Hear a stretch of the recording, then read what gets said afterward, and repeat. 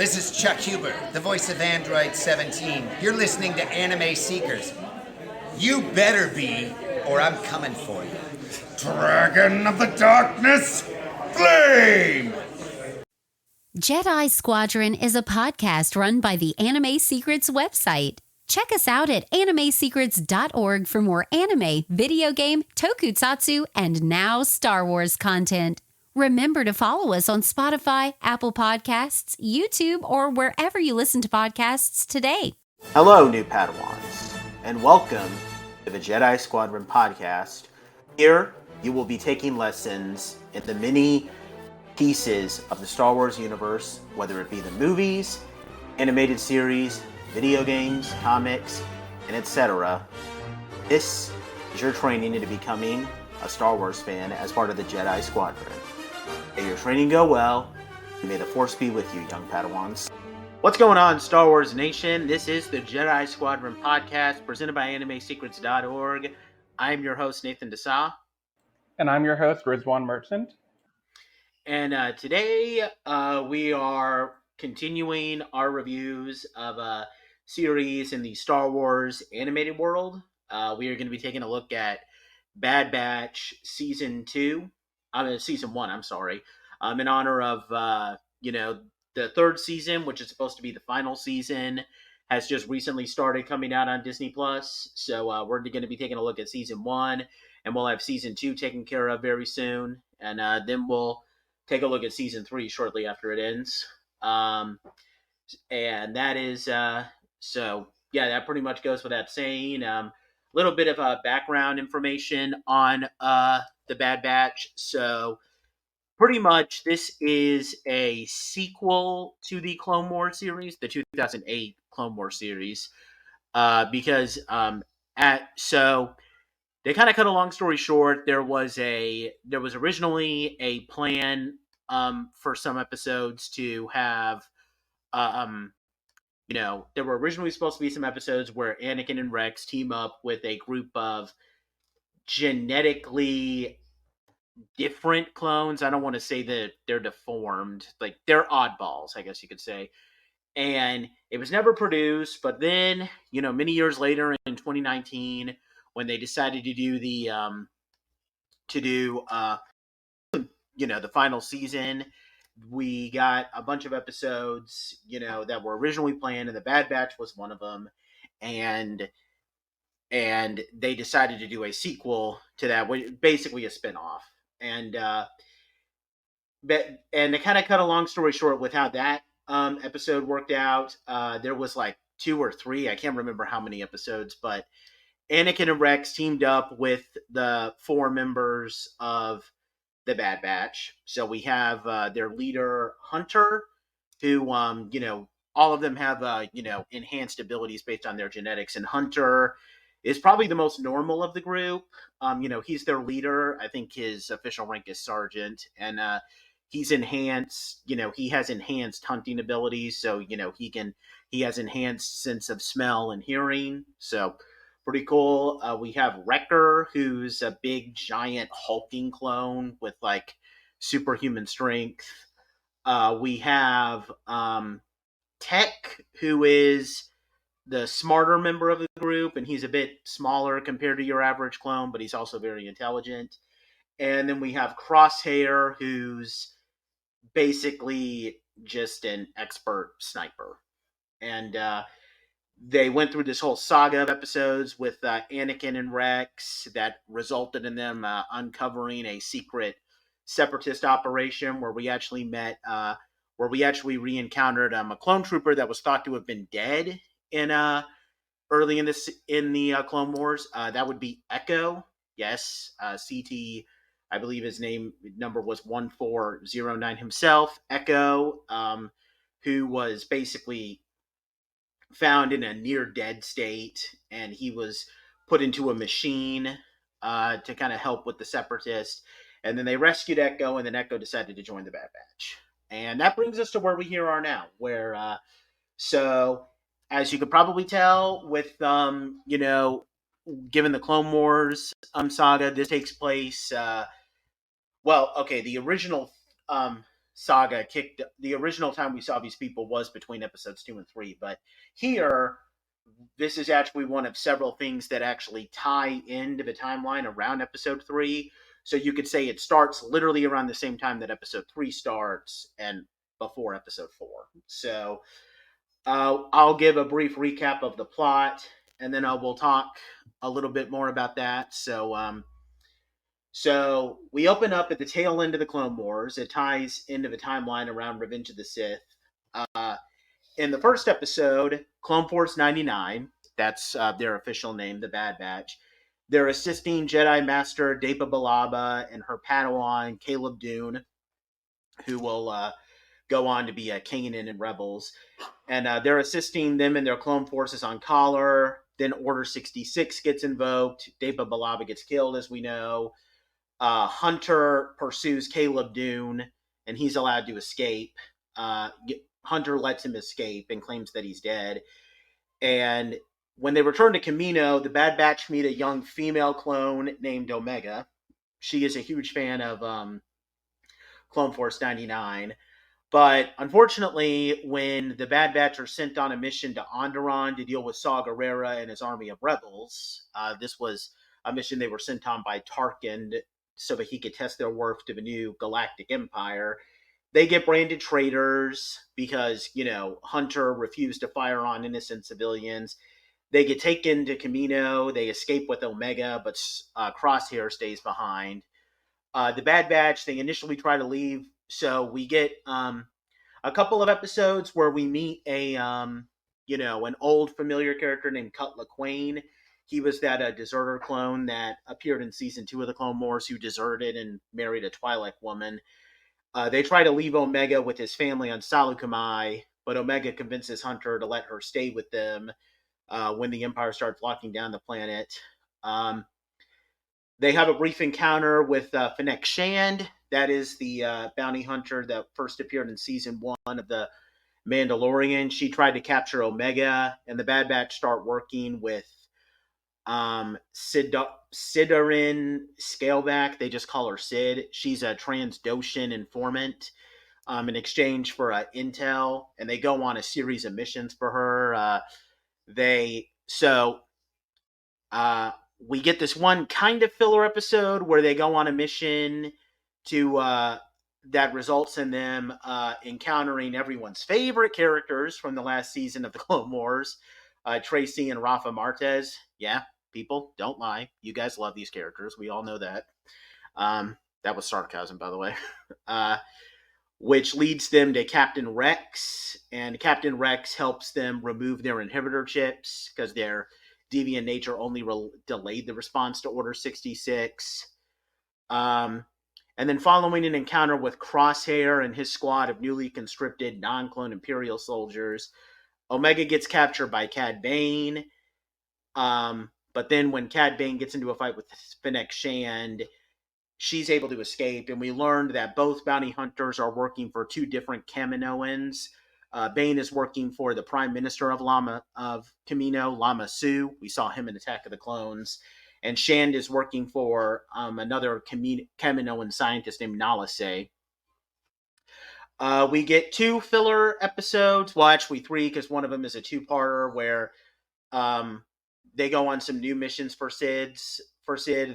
They make a weapons delivery to a rebel group on Ryloth, where we meet Cham Syndulla and a very young Hera, as well as Chopper. There's also an encounter with the Pike Syndicate. The Bad Batch rescue clone Gregor from the Empire, during which Hunter is captured, and he allows his friends to escape. And he's taken to Kamino, and Lama Su and Nala say they learn that the Empire has canceled their contracts with them and will soon eliminate their cloning facilities. While trying to rescue Hunter, the Bad Batch get captured when they infiltrate the cloning facility. It's called Tapoka City, by the way. And Crosshair turns on his clone forces, and they try to kill him, and he kills them, and he reveals that unlike the other, that it was basically believed up to this point that the only reason he stayed with the Empire was because he was under the influence of his inhibitor chip. but in actuality, he had his chip removed, and the gang offers him to come back, but he refuses. The Empire bombards the cloning facility, and they destroy it. The Bad Batch just barely escape, during which Crosshair actually saves Omega from being killed, but he still refuses to rejoin his old squad, and they take their leave. And the series ends with Nalase being taken away by the Empire, as it's implied that she's going to begin working on cloning technology for them. So, yeah, that's kind of pretty much the entire plot of the whole thing. So, yeah, let's talk about some of our favorite moments now, Riz. We could just kind of talk because I just spoke for like what, like 5 minutes. So you want Like 10. to? Okay. No, so yeah, some of my favorite moments in the Bad Batch have to be just character interaction. So, I mean, Wrecker in general, spoilers for later on in this podcast, but he's probably my favorite of the Bad Batch characters. But anytime that guy's on screen, you just can't help but be laughing at all given time. Yep. Um, so that's one easy give me for my favorite moment. Anything with Wrecker. Um, I also really like the like family bonding bit here with Hunter and Omega, where he tries to learn to be a father, and that's really exemplified a lot in the earlier episodes when they go to meet Cut to get their chain codes created, and Cut's trying to teach him how to think about raising a child because Omega's literally 9 years old, I think. Yep.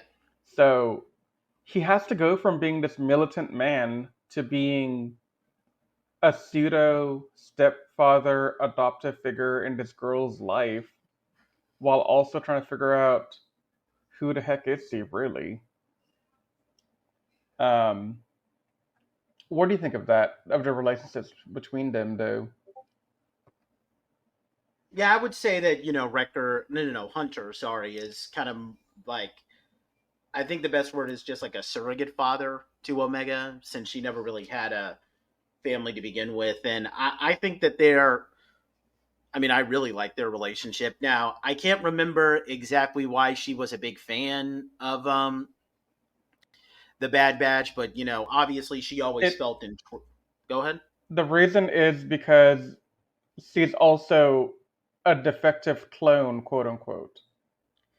Okay, then So her thing is she was a test tube clone like the rest of them, but she was made before they were, but she witnessed these guys being born and created and enhanced or whatever. And so she feels a strong tie to them because unlike the other clones, they all have something wrong with them. Like Hunter has his innate skill to hunt. It's in his name. Wrecker is good at wrecking stuff, also in his name. He likes to blow stuff up, he likes to beat people up. Crosshair is a sniper, so he's really good at accuracy with a gun. I think other weapons as well, if I'm not mistaken.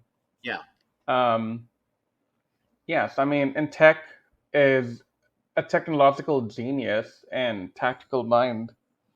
So, I mean, she kind of witnessed all these characters in their origin, and she formed a connection to them because of witnessing the birth, but also because they have something in common that no other clone has. Though, what is Omega's specialty? Who knows? It's not been really determined yet, or at least not by me. yeah. Um, but with that said, like she obviously felt like so like she obviously resonates with them because they're all kind of clone misfits, I guess you could say. Yeah. And I now, to be fair, I think the only, and we'll talk about this a bit more when we go into characters, but I feel like the only people whose relationship she gets kind of expanded on, at least in this season, is with Hunter and Wrecker. But I just I like the relationship with Hunter, and and the reason why I like that is because when you actually listen to what Hunter is saying, like they could have easily just made this whole thing like Hunter thinks that she's just a bratty kid, and he doesn't want to deal with that, but in actuality, he just doesn't want to her to tag along with them because he thinks that they're a bunch of troublemakers, and like like we could be a bad influence on her, and I like that. I mean, that kind of makes for a unique thing, and it's probably I'll talk more about like how I feel about Omega in general, but I don't know, it's pretty unique, and I really liked their relationship, like Yeah. even early on. Yeah, and the other thing about this series that I like a lot is oftentimes Star Wars gets accused of, oh, well, this season's only good because of the cameos. And honestly, we had quite a number of cameos in this thing. We had some Rebels characters. We had Sopper. We had Hera. We had Gregor at one point. But those moments didn't overshadow the Bad Batch. Like these characters could all stand on their own for the most part. We'll get to my reservations on the season in a bit, but for the most part, these guys stood on their own. They could carry it without like having a cameo from Luke to carry them for like 10 episodes. They had, they were able to do something without having to worry about nostalgia kind of creeping into it. Mm-hmm. So I think that's pretty awesome. Yeah, totally. I and I think so. I feel like this season does fan service a little bit better than next season because okay, I don't want to dip too much in like how I feel about the second season, but I feel like this does fan service a lot better. Like I'm glad like Cad Bane is there, but he's not in there too much to where it's you know to where he kind of overshadows it. But it's still cool to see Cad Bane because keep in mind we hadn't seen Cad Bane for a long time. Like the last time he appeared like because this came out before Book of Boba Fett, so it's not like we even saw him in live action. Like the last time we saw Book of Boba Fett, Cad Bane was in I want to believe like season 4 of the Clone Wars. So it Yeah. had been a really long time since we had seen this guy. So it was cool to have him there, and they find a way to like reasonably implement him into the plot and not just force him in there.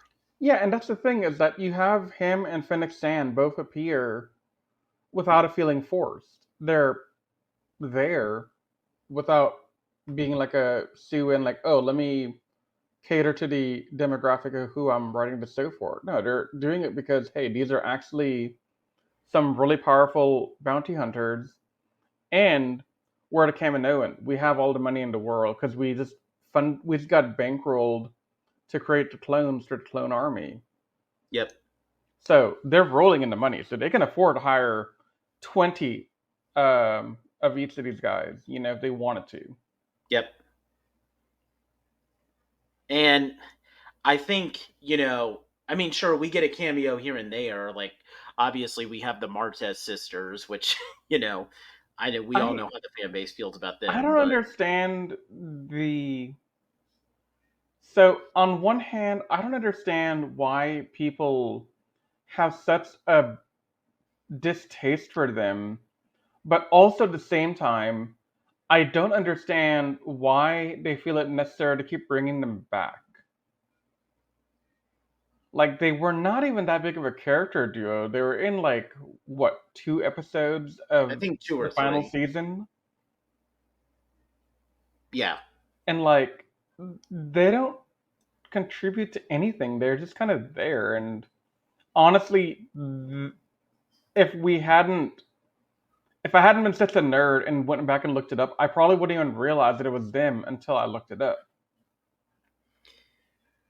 Yeah, Like I don't know. they don't they I don't guess, call back to them very well at all. yeah, I guess, I mean, Dave Filoni has a kind of a habit of bringing in characters that of like really trying to bring characters that he created, to like, to just be in cameos. So I guess the Martez sisters would have fit in there. I mean, I don't know. But I do agree with you that like I remember watching that arc with them and Ahsoka in the final season, and I remember thinking, I mean, okay, I mean they're not amazing characters, but I mean they're not anything like they They're just have no impression on me in all honesty. the best way to describe them is they're plot tools to move the plot along for Ahsoka in that season. Yeah. You needed people there for Ahsoka to get through this part of the story. But in this case, you don't even really need them because this is a filler episode in the Bad Batch. Like, they don't contribute to any plot.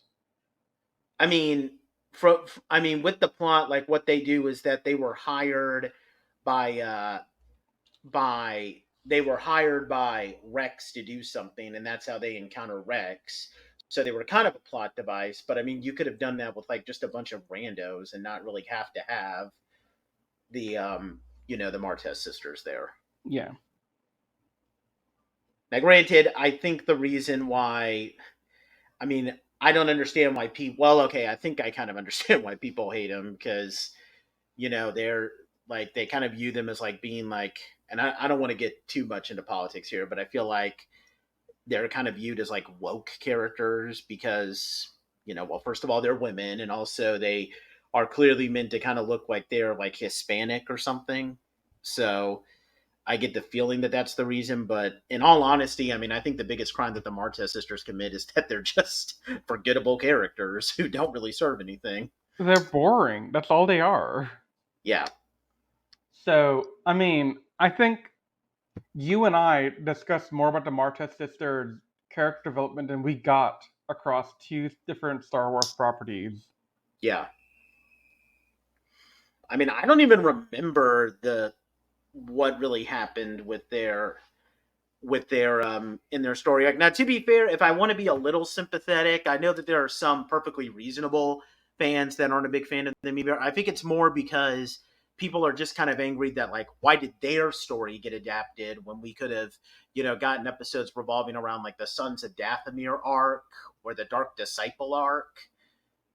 I get that, but even then, I mean, I don't think that they're worth that much hate. No, they're not worth that much hate at all. Like, I don't think they're bad characters. I just don't think they're interesting characters. And there's a Yeah. difference there. hmm But So, but but with all that said, like I feel like when the series does have cameos, it's great. Like I'm glad that they didn't like. I remember seeing Rex in the trailer and thinking, was Rex going to be like a regular character? And no, he's only in like one episode. So I feel like when this series does do fan service, it's done a lot better than the season that's going to come after. And then again, I don't want to dip into season two too much, but yeah. I feel like the fan service moments, not just with Rex coming back in Cad Bane, but I love like the cameo from like Bib Fortuna and the whole and them having to like save a baby Rancor. Like, oh, and by the way, a lot of people have said have speculated that that baby Rancor is the same one that Luke is going to kill in Return of a Jedi. From what I've read, they're two different Rancors, so don't worry, Moochie They is not better dead. be, dang it. Yeah, Moochie is not dead. Don't worry, people.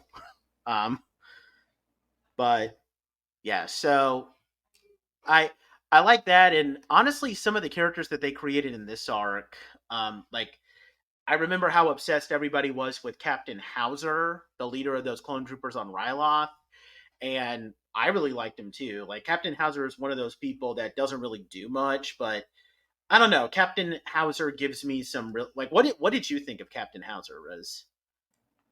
He is a good character. I mean, I don't remember too much of him to be quite honest, but I had no strong feelings either way for him.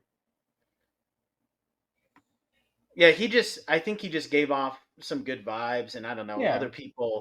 other people just kind of found his design to be cool, which I'm not sure how his design is. Well, okay, every clone technically has a unique design, but I'm not sure what makes him like so like much of a standout. But I guess if I had to guess, the thing that's cool about him is that it's cool to see like clones that have already kind of executed Order 66, although we don't know if Hauser's done that or not. But now that, but they're still ultimately not entirely loyal to the Empire.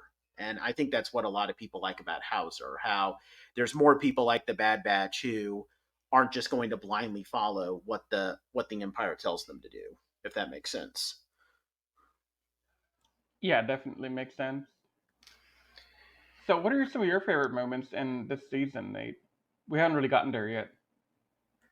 Yeah, I mostly, I really love I love the opening scene with, Order 66. Now, from what I've read, and I'll go over this a little bit in the reference section, there's a lot of differences between what happens here and what happens in the Kanan comic, because there was a series of Kanan comics, which is how this originally appeared. But, it's fine because, every time that an event in Star Wars jumps from like a book or a comic onto the big screen, there's always going to be some major differences. So, it's just inevitable. And I really loved that. I loved seeing Kanan come back for his brief cameo. I loved the Ryloth two-parter. That was probably my favorite episode of the series besides the finale. Because, it's cool to see Hera and it's cool to see Chopper, even though I wasn't entirely familiar with those characters because I wasn't watching Bad Batch. I wasn't watching Rebels full time when I watched season 1 of the Bad Batch, but it was still cool to see them. That's actually very interesting that you didn't know these characters that well when watching the Bad Batch. I can't imagine, you know, how that played out for you the first time through because Well, actually, no, I take that back. I knew Hera because I had read A New Dawn by then. So I had read like 2 books that gave me an idea on who Hera was. I had seen Chopper because I had watched like 1 or 2 episodes of Rebels before, so I knew who Chopper was, and I had a general idea of who Hera was, in the same way that I had an idea of who she was before I started Rebels. But like, you get what I'm trying to say? yeah, definitely. It's just interesting to me that, Yeah, that you were able to go that route because that's a route that I never thought about. yeah. Um, but yeah, most of those, and I love the finale. Like, I love you know, the whole plot twist with Crosshair turning out to not be under the influence of his chip, which kind of creates which kind of makes him a much more interesting character when you think about it. But I'm going to talk a bit more about Crosshair when we do season 2. Um, but Yeah. yeah, those are mostly my favorite moments. Okay. So do you want to move on to the character breakdown? Yeah, let's do it. All right, let's start off with Hunter. What do you think of Hunter? Hunter is an interesting character, but I do have some complaints about him. Yep. But before I get to the complaints, I do want to say I enjoy his character outside of being a clone. I think he's a great tactical commander. He's got a lot of good story and development as the leader of the squadron of soldiers who has to adopt this girl and learn how to be a father to her.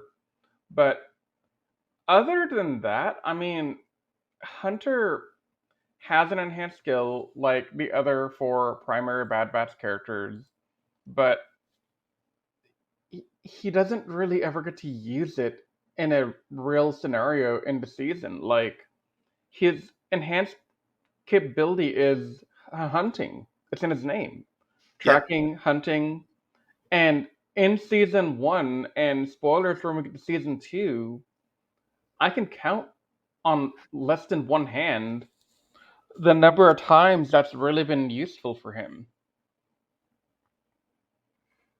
Like once, maybe in season 1, in the episode where he's teaching Omega how to track when they're trying to get their sit repaired. Yeah, sometimes I honestly forgot what Hunter's enhanced like mutant powers were. It's in his name. Yeah, I know, but if his name was anything else, I would Oh probably yeah, forget no, it. I'll forget too. Yeah. So yeah, that's my issue with Hunter is great character, but man, did he need some more time dedicated to him to like really sign.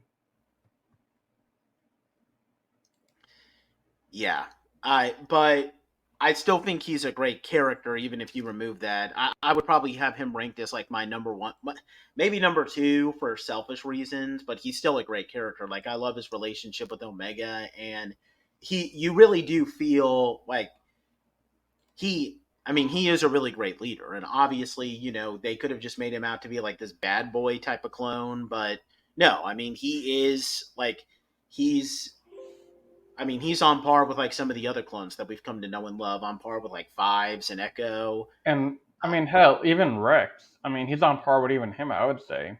Yeah, totally. I mean, there's a reason why back when I had before they came out with like a number of different logos, I used Hunter as like my icon on my Disney Plus account because I legitimately thought he was an awesome character. Oh yeah, definitely. All right, what you want to talk about our favorite guy now? Hell yeah, let's get it. Yeah, let's talk about Wrecker. Wrecker is quite possibly the best character in this season. Yeah, totally. And possibly in the show, but I'm only on like season. I'm at the finale. It's season 2 right now. My rewatch. So yeah, but no, he is a fantastic character. Cannot say enough good stuff about him. Um, just phenomenally written. He may come off at first as like very one dimensional because he's very narrow minded on, ooh, let's blow stuff up or let's beat people up. But when you really get down to it, he's more than that because there are certain times in the season where he shows his humanity. Like, he has such a strong bond with Omega. Like, I think if I were to say who is the closest person to Omega in the season, hands down Wrecker. Like those two are BFS for life. Like after Yeah. every mission, they have their own little thing where they go off and eat mantle mix to celebrate the successful mission they just did. And they're always like doing stuff. Like they're playing board games together when they're stuck together doing something. They talk to each other. Um, he just is. I mean, he's just so soft on the inside when you take everything away from him. And it's even more obvious in the finale of season 1 when Crosshair is with the Bad Batch after being separated for a whole season.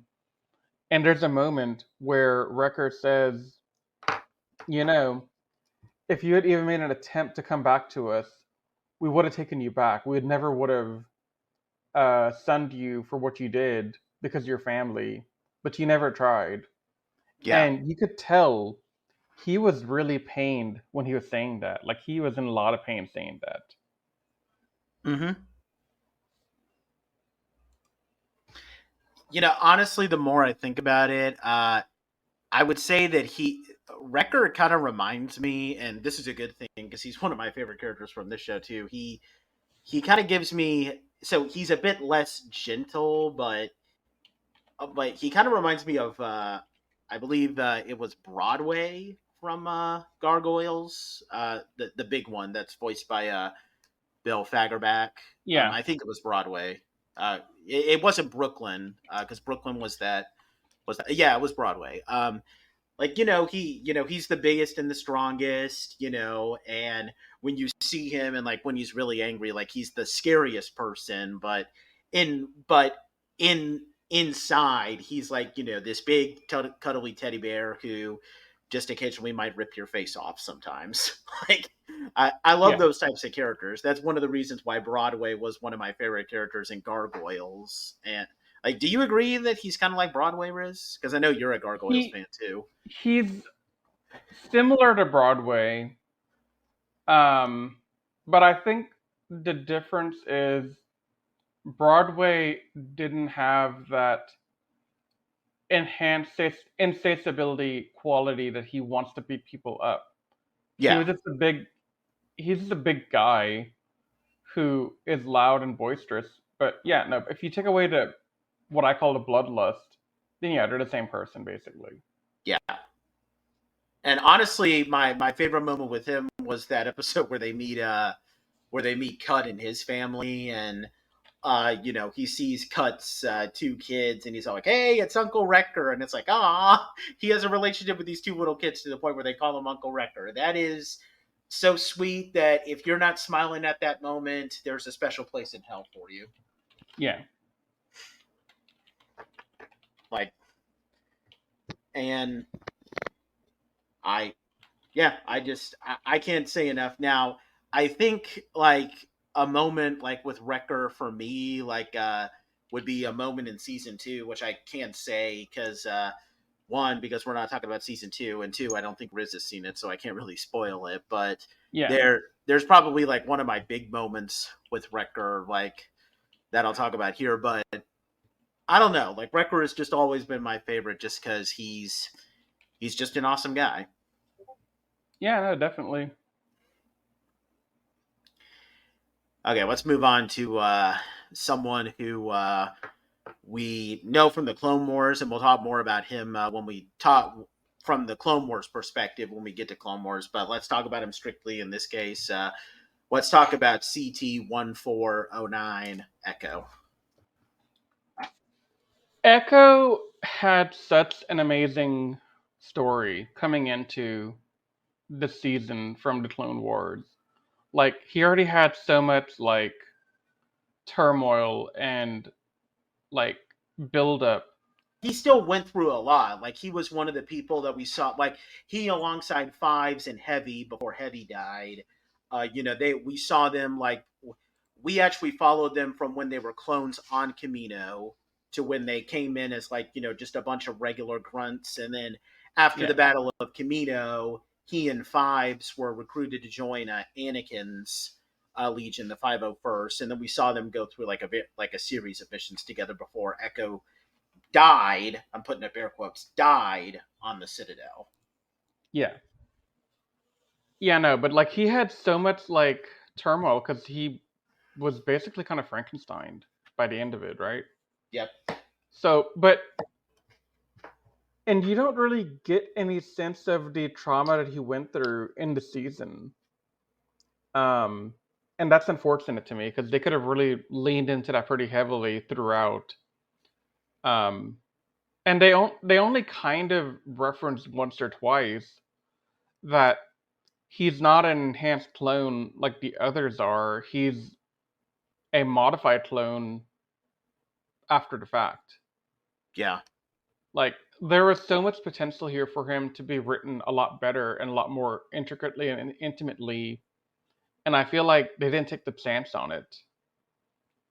Yeah, like I was really curious to see how he would react to Order 66, cuz here's the thing, like there's a difference between like seeing, a bunch of clones that like seeing how Rex reacted to Order 66 was obviously one of the most amazing parts of the final season, because we've been following Rex since the beginning. Like Rex was literally in the Clone Wars movie, which was like the premiere of the Clone Wars series. So we've been around with him since the beginning. I was really curious to see like how he would react, because with the other ones, I mean, as far as I remember, like they would occasionally help a Jedi here and there. Like they helped out Anakin, and they helped out Obi-Wan, and they helped out David Balaba in this case, but they were never really assigned to a Jedi. So their reaction to Order 66, but in the case of Echo, like this guy regularly fought alongside Anakin and Ahsoka, a little bit of Obi-Wan, because he would frequently meet up with Cody. So if there's anyone who should be like questioning like the veracity behind like all the claims with Order 66, it should be Echo, and we get absolutely none of that. Yeah, I mean, there's none of it. I mean, they don't. I don't even think they have like any real meaningful lines between the two of them when they do meet up. Yeah, Like, hey, remember this thing back in the Clone Wars? Or, man, I wonder how this person's doing that we used to work with. Like, none of that really came up. or I don't know, maybe him asking about some of his like maybe him asking like how well okay he actually no he wouldn't know that Fives is dead because he was still supposedly dead when Fives died, but I don't know, maybe ask Rex Where like how what's or up? where is Fives? Yeah, or ask where Jesse is, Yeah. just as he realizes that two people that he fought alongside are dead now. Like, just give us something, guys. And I feel like the problem is that like so I feel like the issue is that when they originally wrote that story arc with Echo, joining the Bad Batch, they may not have had the intention to actually do this spinoff just yet. So they never really thought of a contingency of, okay, if we ever bring the Bad Batch back, how do we implement Echo into the dynamic? Instead, it's more like they had all these episodes written, and then they're like, and then they realize at the end, like, oh shoot, that's right, Echo joined the Bad Batch at the end of those episodes. Ugh. Okay, we'll just have Echo in and just give some of these generic lines to him, I guess. Like, I honest to God feel like that's how the writing was for Echo here. Yeah, no, definitely, I agree with you on that. And it sucks because I love Echo. Because I mean, Echo, like, and I feel like Echo is really disrespected here because Echo is a very important character. Like, Echo is one of the Echo is on par with like Fives and Rex as like the types of characters that really showcase what makes the Clone Wars the Clone Wars. Because the the definitive element of the Clone Wars that makes it like an actual like legitimately good show is that they humanize the clones, because before Clone Wars came out, the clones were mostly just all of these expendable CGI soldiers that we see in the prequels. Like, okay, Cody was there and we saw Cody do some stuff here and there, but that really humanized it. And Echo was one of those characters that really personified it. Like, I remember when I was a kid and I would occasionally go into like the toy aisles to like check out some of the toys, and there were like Echo toys I saw available in like the Star Wars section. Like, wow, like really, this character is big enough to where he gets his own individual toy.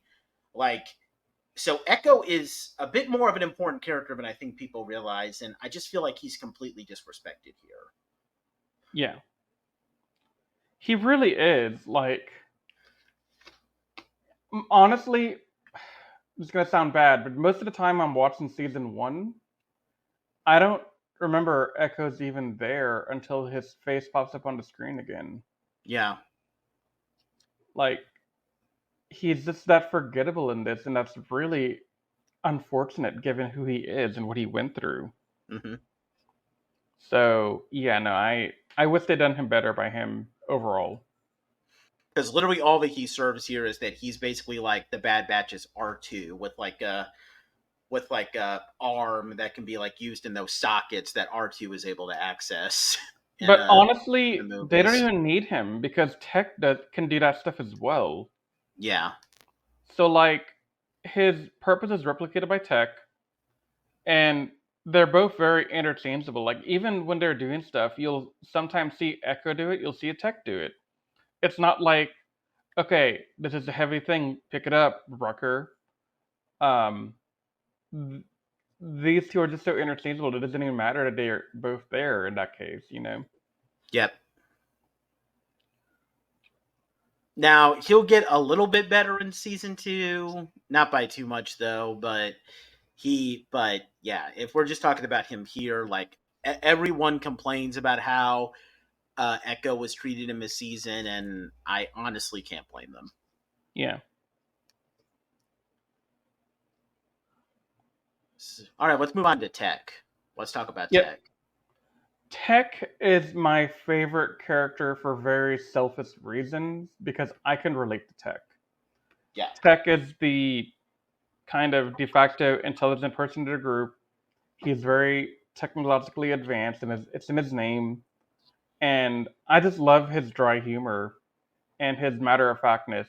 Like, he's just a really fun written character, but kind of like Echo, he's very underutilized as well, and he's only there for plot convenience to say, "Hey, Tech, we need you to be analytical about this thing real quick," and then he's back in the background doing nothing, and it comes back to the Omega Wrecker Hunter. So, Yeah.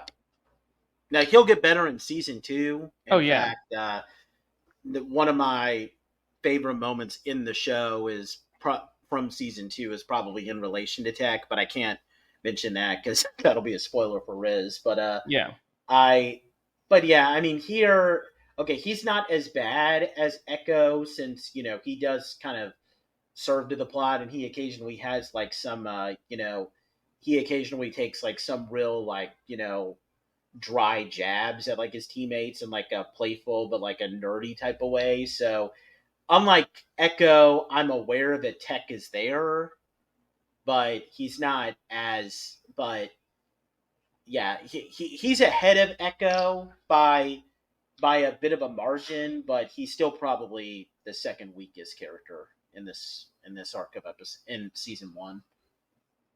yeah. But I do like how even though he's the smartest one, they don't make him any less proficient in combat because, like, he's not someone that Wrecker has to constantly bail out because, they could have had him be like, Billy from, you know, Billy from Power Rangers in like the early episodes where like Billy, like in the second episode, Billy can barely fight off one putty and he needs Trini to bail him out. I'm glad that they don't make Tech that weak. Like, he's a good fighter and he's also very intelligent. So he's a pretty lethal combination. Did you want to add anything? No, I think that's really it for Tech because honestly, there's not too much we can say about him here. Yeah. He's there, he's a character, but to me, he's plot convenience at this point. Yeah. Okay, let's talk about Omega. Let's do it. The one thing I want to say about Omega is that they could have easily made Omega a very annoying character, like someone who I just don't want to see. Like, child characters are some of the easiest characters to make annoying, and they didn't. I mean, I liked Omega right from the starting gate. Already her premise of being she's like Boba Fett. In fact, funnily enough, the reason why she's called Omega for those back home is that she was the last clone to be made because Boba's clone name was Alpha. Because if you remember the backstory behind Attack of the Clones, Boba was the very first clone to be made from Jango. So he's Alpha because Alpha is the first word, the first letter in the alphabet. And he was unaltered. And then the very last clone, Omega, she is also unaltered. And so she and Boba are like, you could practically if Jango Fett wanted to have a family tree, he could have Boba and Omega as like his two children, Yeah. along with like millions of other clones. But you get what I mean. So I already found that to be cool, and I I just like how she's I don't know. She's just a cute child who's, incredibly likable because she's wide eyed and curious. But I also like how every now and then she'll wander off and like get the Bad Batch into trouble, but it's never some. I don't remember her doing anything like, just monumentally stupid because if she did that in every episode, then she would get annoying pretty fast. But I, I don't know. I mean, there's not much else I could say about Omega other than that she's just a very likable character. I mean, honestly, Omega is very relatable because we've all been kids at one point in our life, obviously. And a lot of the things that she's going through are very relatable looking back on your own childhood. Like, you want to feel like you belong to somebody, you want a sense of family, you want to have fun, and you have that innocent, kind of carefree attitude type thing around you. So, I mean, yeah.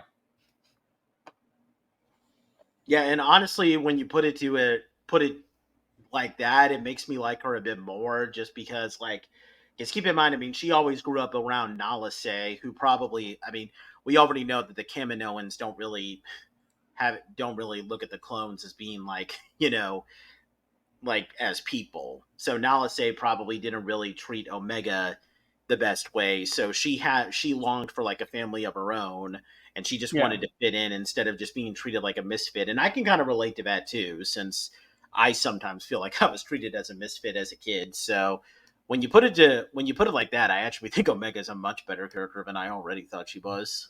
Yeah, because I mean, Omega spends most of her time struggling because she grew up on this planet with people who don't look like her and people that mainly view her for her, her genetical makeup. But other than that, I mean, people don't really care about her, unfortunately. Yeah. And I'm looking forward to revisiting her in season 2 because I still think she's just as good in season 2, but she's also good here. Yeah. Do we want to talk about Crosshair now? Yeah, let's move on to Crosshair. So, go ahead. Crosshair is someone that I'm, and Riz can probably back me up with this because he's probably already seen the episodes that I'm talking about. Crosshair is someone that is going to get a whole lot better in season 2, but when we look at him in season 1, like, aside from the premiere episode and the finale, he doesn't really do much. No, he's kind of there to be antagonistic, but I mean, other than that, he's not really given a lot of screen time. Like, I think you only see him interact with the clones a handful of times throughout the entire first season. Mm-hmm. It'd have been better if they had had him be a constant thing to kind of sew up when the clones are doing a mission and kind of foil the plan for Sid. Yeah, but I think he only does that in like one episode with like his Yeah, troops. yeah, it's only like once or Like, twice. yeah, I really wish that he appeared more often. Yeah, Now he's gonna get better next season, very better actually. But yeah, he's actually gonna get a lot more development, but right now he's kind of the weakest link to me. yeah, just because I mean, we find out a bit more. We find out that he got his chip removed, which that was obviously great. And we'll get a little bit more detail, or at least get some hints on like why Crosshair is doing what he's doing in season 2. But I wish that we got like one or two episodes that implied that in this season. Yeah, And I don't want to badmouth him too much because I'm going to have a lot of amazing and very nice things to say about him in season 2, but we're not there yet, so I can't really say anything. yeah, we gotta hold off a little bit longer. Yeah. I guess technically we could talk about Nalase, but I don't really remember much with her, so I guess the last character we can bring up is Sid. Yeah. So Sid is a great character in that she is kind of there to help the Bad Bats have a place to stay and base their operations off of, and give them a purpose following everything that happened in Clone Wars and the Fallout in the beginning of the season. Yep. So she's there to give them that, and she's just a really snarky character who has a lot of really fun lines, and I love her attitude. She's just so sassy to me, and I love it. Yeah. But other than that, I mean, I don't know what else to say about her. Other than I love her character, but she's kind of just there to help the Bad Bats have a place to be. I just like how she's kind of a deviation. She kind of deviates from the stereotypical characterizations that Trandoshans are given. For those who don't know, Trandoshans are like the lizard like aliens in Star Wars.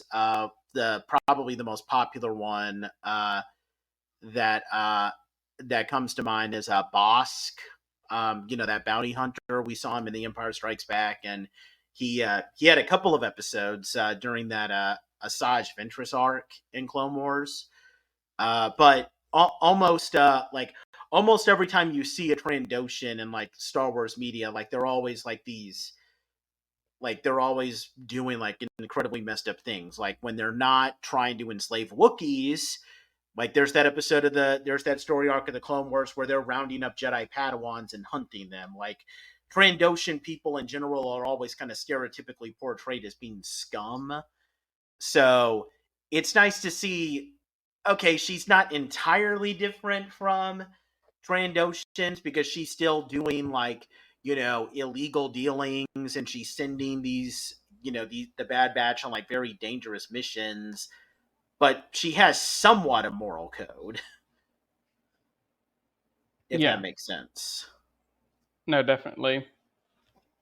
I mean, okay, I'm trying to think of another stereotype that we're used to seeing in Star Wars. Like, I mean, imagine seeing a Wookiee that, watch me know.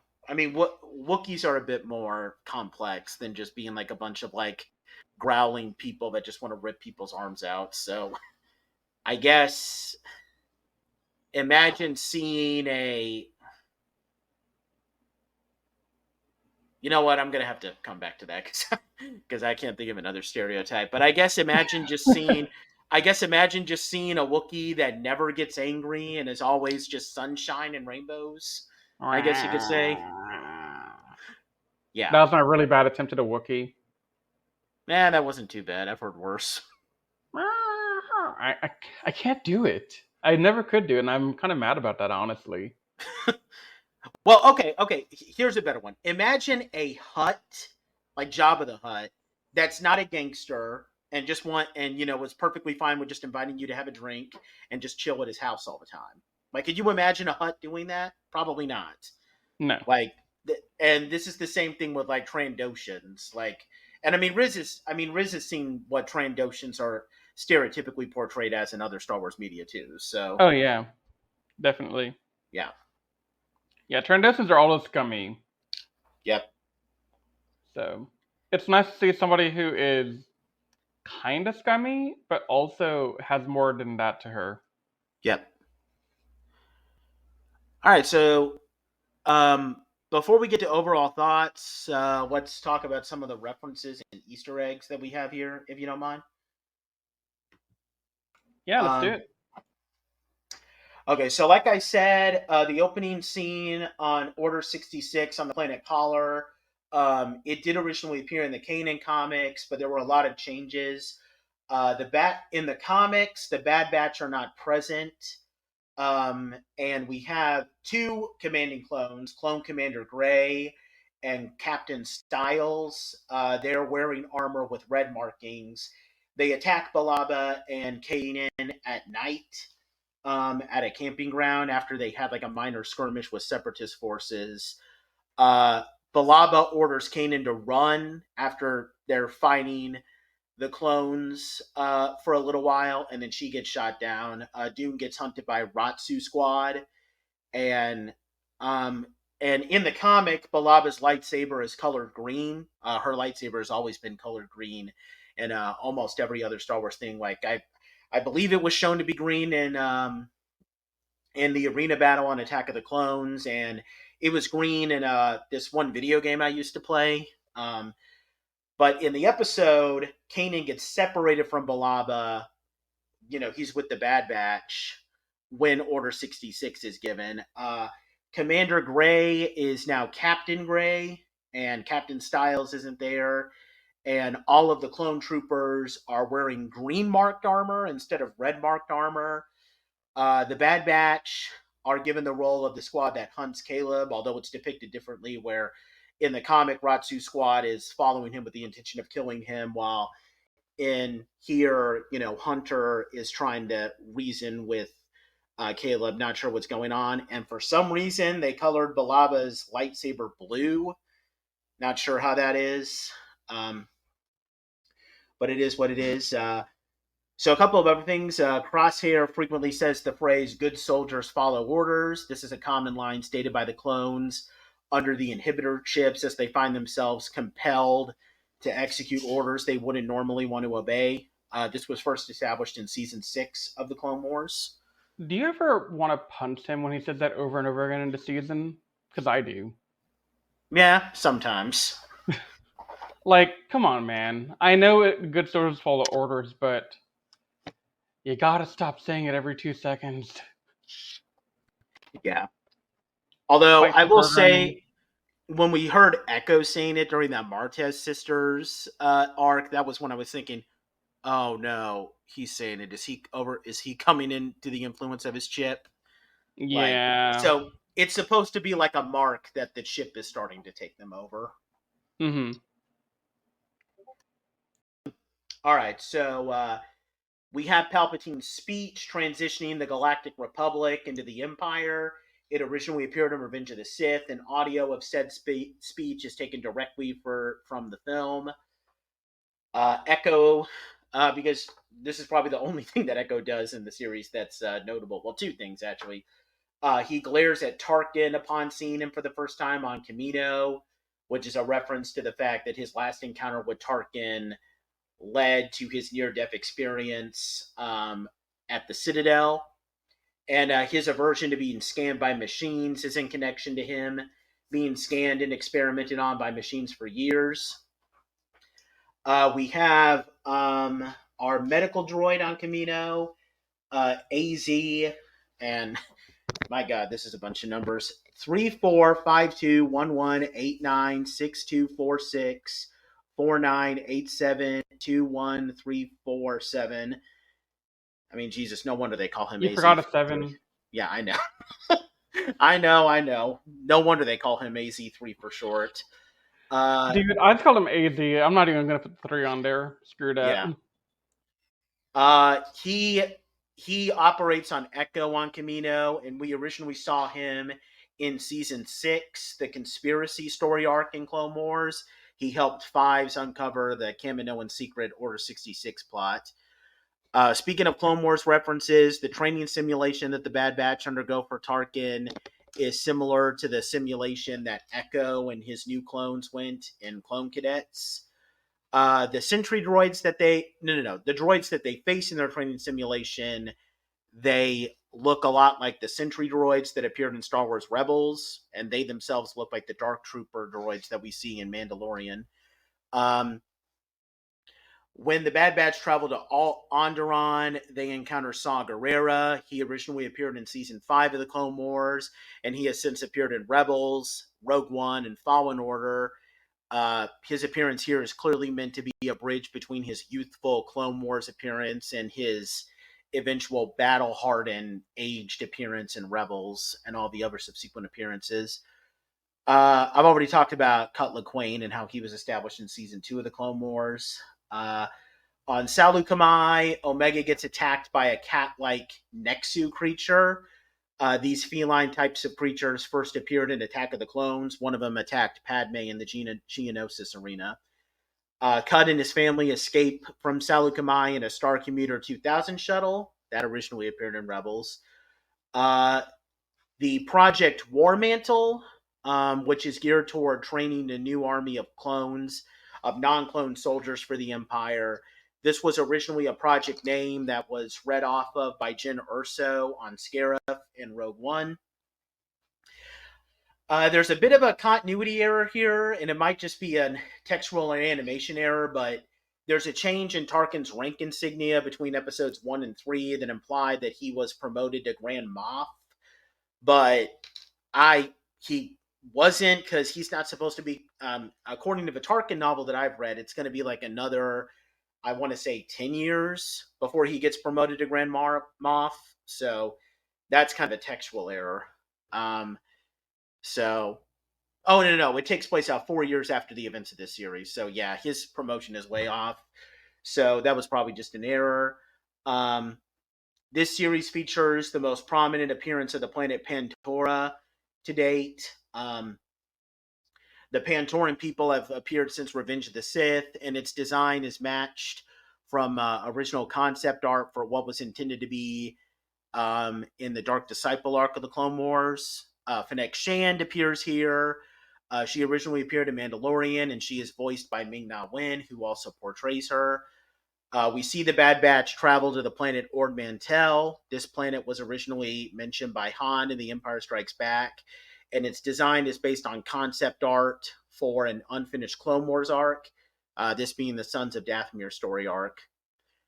We see the Zygerian slavers appear in one episode. They were originally established as a race of slavers in season 4 of the Clone Wars, and one of their leaders mentions them rebuilding their facilities on the planet Kadavo. This is a reference to a story arc in season 4 where their facilities were destroyed. Bib Fortuna, Jabba's Twi'lek assistant, appears here. He's voiced by Matthew Wood. Matthew Wood not only voiced General Grievous in the Battle Droids in the Clone Wars, but he physically portrayed Fortuna in both The Phantom Menace and The Mandalorian. I've already talked about the Martez sisters, but another cool thing about the Martez sisters is that in the episode where they appear, they're accompanied by by Ahsoka's old astro droid R7A7. The Mantell mix snack, Riz mentioned this earlier in the podcast. Omega and Wrecker receive. It looks a lot like this popcorn-like snack that's served at the Galaxy's Edge theme park at Disney's Hollywood Studios. It's called Outpost Mix. So I guess we can imply that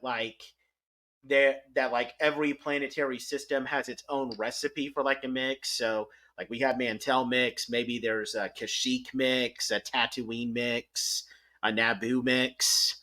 Although in the case of a Tatooine mix, maybe there's probably a little too much sand in it, but who knows? Now, the planet that Rex and the Bad Batch travel to in order to find a way to remove their inhibitor chips, this planet is called Bracca. Bracca was first established in Jedi Fallen Order, and it is a junkyard planet where old Clone Wars era ships were salvaged for parts, and they actually have encounters with the Scrapper Guild, and their design is based exactly how they were in Fallen Order, and this is the same Scrapper Guild that Jedi Cal Kestis would spend most of his life hiding from the Empire in. Cad Bane returns here. Like I said, we haven't seen him since season 4 of the Clone Wars, and he is depicted as having a ship known as the Justifier, and there's a metal plate shown fitted on his head. These are remnants of an unproduced arc of the Clone Wars that would have featured Bane having a duel with Boba Fett. And finally, we have our Kamino and Tan Wee. She originally appeared in the Clone Wars. She returns here. She originally appeared in Attack of the Clones. She was never seen in Clone Wars, but she returns here, and she is voiced by the same actress who plays her in the movie, Rena Owen, although her role is brief because she gets killed by Fennec Shand. And yeah, that's it for the references. So let's go into our overall thoughts now. Okay, let's do it. You want to go first? Yeah, I was going to go first because you've been talking for a bit. Yeah, sorry about that. Give you a little bit of time to drink some water or something. Yeah, totally. Yeah, so the Bad Batch does the Clone Wars legacy really proud, I think. This is very much in the same vein of story writing as the Clone Wars was. Maybe not as great as like peak Clone Wars story writing, but still pretty darn far up there in the chain to be comparable. I greatly enjoyed watching this a lot. I think Wrecker and Omega stole it for me, and I just loved watching it. And this is something I'll probably come back and rewatch multiple times again in the future, like no questions asked. And it's also, in my opinion, kind of necessary watching to get more hints at stuff that comes in the later seasons. Like later seasons do stuff that I think are important for the future of the franchise, but we'll get to that when we get to that in the later podcast. But yeah, no, I like this a lot. I think I'm going to give this an 8 out of 10. Yep. Yeah, I would honestly argue that to kind of go off of what you said about this, like later seasons kind of being a bit more essential than this one, I would still say that this one is important because I feel like this season sets the groundwork for what the next two seasons are trying to do. Now, I haven't seen much of season three, so I don't know how season three is furthering that premise. And season two kind of furthers on that premise a little bit, but not to the extent that I wish that it would. But I feel like this season sets the stage perfectly, where this is kind of setting a stage of like, well, the Clone Wars are over, and the clones have more or less kind of served the purpose that Palpatine intended for them, was to be his army so that he could establish control of the galaxy and kill the Jedi. And now that the clones have served their purpose, Palpatine is basically wanting to discard them like, just garbage now. And this is kind of setting the stage because, the first episode, we have Tarkin saying, oh, well, we don't really need the clones anymore because we can just get regular people to provide the same service for like less money. And I honestly like that premise because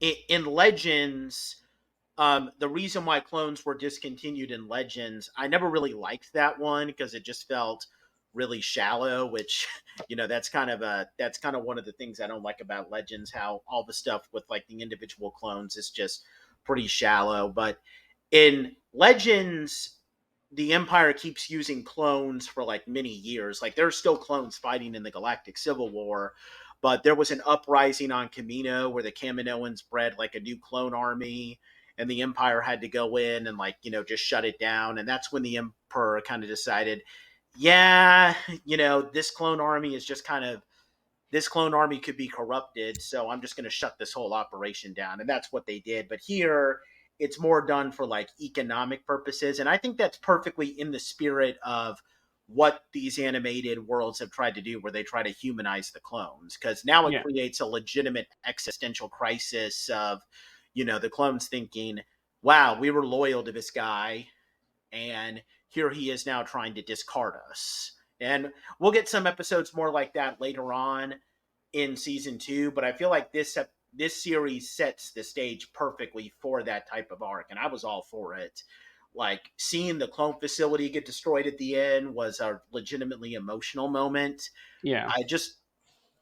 I really liked what they were doing with giving an explanation on why clones were discontinued, and I now where they go with that premise in season two is where I'm gonna have mixed feelings. But if I'm looking at this from where it is by itself and how it sets up everything, this is great. And that's why, I know when we originally recorded this, I gave it an 8. I kind of want to give it an 8.5 now, just Go because, for it. it's good. Admittedly, the fillers are a little annoying, and I kind of wish that there was more of an ongoing narrative. Like I really wish that like every filler episode had something that kind of, you know played off of the premise of the Bad Batch are, going on missions for Sid, but Cad Bane and Fennec Shand are after Omega. I wish that was touched upon in other episodes. So like the story isn't as strong, but when this is good, this is on par with like season 5 of the Clone Wars and like season 3. No, yeah, season 3 of Rebels. Because remember, I gave season 3 like a 10 out of 10 with Rebels. So when this is good, it can be on par with like how perfect season 3 of Rebels was. It's just not always like that. Yeah. Yeah, and that had me thinking a couple of days ago, honestly, about the evolution of Star Wars into fandom and what are the things that the fandom really care about today. So, when this entire thing started, the original trilogy, all we cared about were the Jedi, and then the prequel movies came out, and we had more Jedi lightsaber fights and stuff. Yep. But then the Clone Wars came out, and we got the clones, and we got to see Rex and Cody and Fives and Echo and everyone else, and we started to feel something for these guys, and we started to say, "Oh, well, the clones are amazing as well. We're going to watch the clones." But while doing so, while going through the Clone Wars, we also started getting more exposure to the Mandalorian culture, which is why the Mandalorian TV show was kind of a hit. Is people that watched the Clone Wars and Rebels already knew some Mandalorian culture, and they were really invested in it. So it's just interesting to me to see how things evolve from here laser sword fights to different groups of people that we in the universe that we all come to love beyond the Jedi. Like, I don't think there's a single. Well, no, okay. There's one Jedi. There's like one lightsaber fight in the first episode, but after that, there's no lightsabers until season 2. Yep. So I think that's pretty cool that we can kind of go from having this need for the Jedi being the focus in the Clone Wars to have just the clones be the focus here. Yeah. And I totally love that. Yeah. And I honestly, the more of it I think about it, with just how this sets up, like obviously the Bad Batch is supposed to be like the conclusion of the clone story in the Star Wars timeline, and I'm gonna have mixed feelings with how they expand upon that in season 2, but for the setup, it's handled perfectly. And I do want to take off points for the filler episodes, but that still just makes me, when I think about all the stuff that I love about it, it's still really good, and that's why I kind of want to up my grade to like an 8.5, because I feel like it deserves a bit more appreciation. Yeah, no, definitely. I can see that. And do you want to add anything else? I'm good. Okay.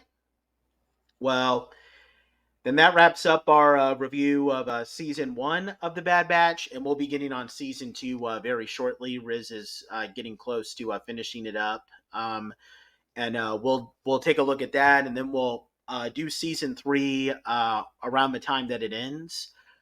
But yeah, that about wraps up this podcast. We thank you guys so much for listening. If you're watching this on YouTube, please like the video, subscribe to the channel if you're not already subscribed, and leave comments down below with your thoughts. If you're listening to us on iTunes or Spotify, we thank you so much for listening, and you can reach out to us on our website at animesecrets.org. And you can follow us on Twitter, Instagram, and all of our other social media pages, and you can give us feedback on that website of anything you'd like to see us cover. And yeah, that about wraps this up. We'll see you guys next time when we review Bad Batch Season 2, and we thank you guys so much for listening. But until next time, you guys stay safe. We love you, and may the Force be with you.